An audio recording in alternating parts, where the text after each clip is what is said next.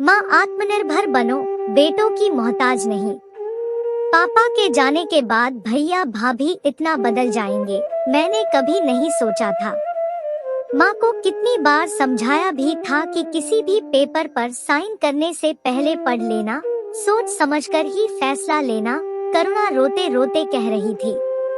पापा का इलाज करवाने में कर्जा हो गया कहकर पुश्तैनी घर बेच दिया। माँ को कोई हिस्सा दिए बिना 2 फ्लैट खरीद कर माँ को बेघर कर दिया। सोहन करुणा को पानी देकर चुप करवाता है। क्या हम कभी बूढ़े नहीं होंगे? क्या हमारे बच्चे नहीं देख रहे हैं हम अपने माता पिता के साथ कैसा व्यवहार कर रहे हैं? हम ये क्यों भूल जाते हैं कि हमारा किया हमारे सामने जरूर आएगा। कल तक जो घर की मालकिन थी, आज उनका ये हाल है कि वो उम्मीद की नजरों से सिर्फ अपने बच्चों की ओर देख रही है। जब तक बच्चे खा नहीं लेते, माँ के गले से एक निवाला भी नहीं उतरता। और आज बच्चे एक दूसरे की तरफ देख रहे हैं कि माँ को 2 वक्त का खाना कौन खिलाएगा। करुणा अभी अपने पिता के जाने के गम से उभरी भी नहीं थी कि माँ की चिंता ने उसे घेर लिया। सारी रात वह करवटें बदलती रहती। बड़े भाई के बच्चे अब बड़े हो गए थे, इसलिए माँ से उसका काम पूरा हो चुका था। छोटे भाई की बेटी अभी छोटी थी तो उसने माँ को अपने साथ रख लिया। 2-3 महीने बाद करुणा का मायके आना हुआ तो उसने माँ को रसोई में ढेर सारे बर्तन साफ करते देखा। बोली, ये क्या है माँ? अपने घर का काम करने में शर्म कैसी? इसमें क्या हुआ बेटा? तेरी भाभी ने नई जॉब कर ली है और उसकी बेटी भी छोटी है तो उसे परेशानी होती है तो मुझे मदद करनी पड़ती है। माँ, तुम्हारे घुटनों में दर्द है, आप बैठने वाले काम कर लो, ज्यादा खड़े रहने से परेशानी और बढ़ जाएगी। करुणा अपनी माँ विमला जी को समझा रही थी। माँ, अगर तुम्हें कोई भी परेशानी है तो खुलकर बताओ, तुम्हें कड़वे घूंट पीने की कोई जरूरत नहीं है। अभी तुम्हारी बेटी और बेटे जैसे दामाद हैं, हमारे साथ चलकर रहो। करुणा जिद करने लगी। बिल्कुल नहीं बेटा, ऐसा कभी मत बोलना। बेटी ससुराल में और माँ बेटों के साथ ही अच्छी लगती है। जीवन में सुख दुख तो लगे रहते हैं। माँ, मेरा होम बेकर का काम अच्छा चलने लगा है। यहाँ पर भाई भाभी पर मोहताजी से अच्छा मेरे साथ चलकर काम करो। मैं आपको सैलरी भी दूंगी ताकि आप अपने आप को बोझ ना समझें। आत्मनिर्भर बन जाओ माँ। तुम पागल हो गई हो। यहाँ देवरानी को जॉब करता देख जेठानी को भी नौकरी का शौक चढ़ा है। कल तक तो मुझे कौन अपने साथ रखेगा, इस बात पर झगड़ रहे थे। अब मुझे साथ रखने के लिए झगड़े हो रहे हैं। देर से ही सही मगर मेरी कदर तो जाने। माँ, आप कितनी भोली हो। ये झगड़े आपके लिए नहीं हो रहे हैं। भाभीियों को अपने बच्चों की देखभाल करने वाला चाहिए। आप उनके बच्चों का ध्यान रखो, उनके घर का काम करो, इसलिए वो आपको साथ रखना चाहती है। एक उम्र के बाद जब आपसे कोई काम नहीं होगा या भगवान ना करे कोई बीमारी हो गई तो फिर से सब लोग अपना रंग बदल लेंगे। एक बार वे आपका विश्वास तोड़ चुके हैं, फिर से विश्वास मत करो।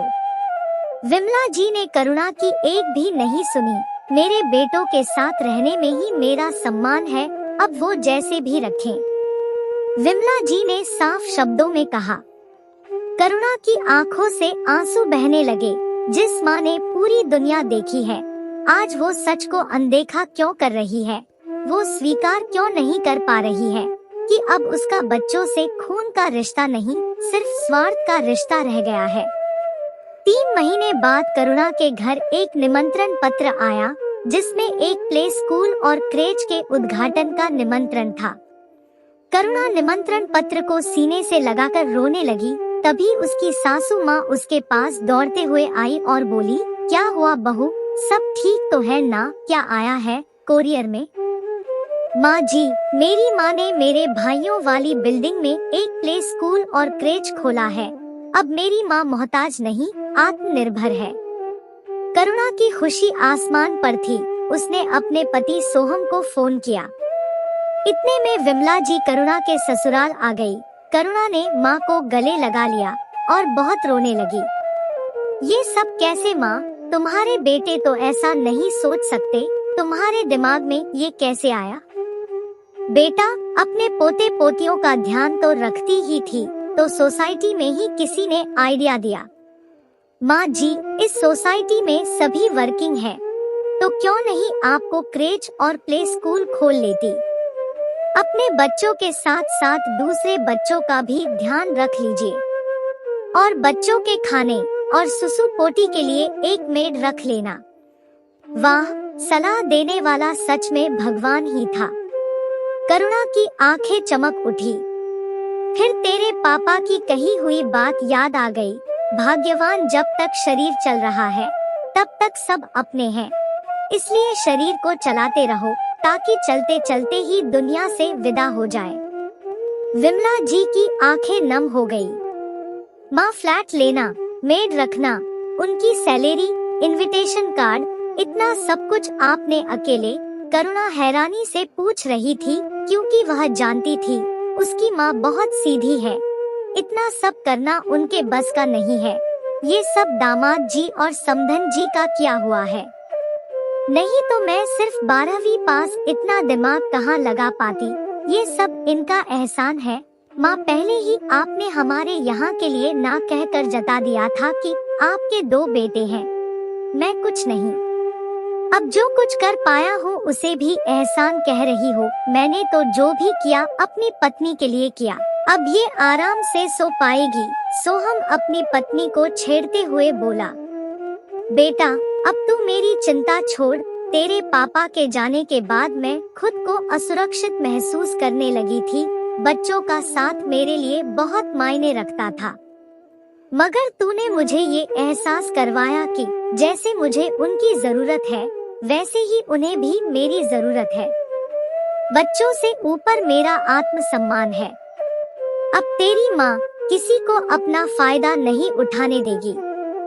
विमला जी की बातों में आत्मविश्वास था। करुणा की आंखों में खुशी के आंसू थे। उसे अपनी माँ की बदली सोच और अपने पति और सास पर गर्व हो रहा था।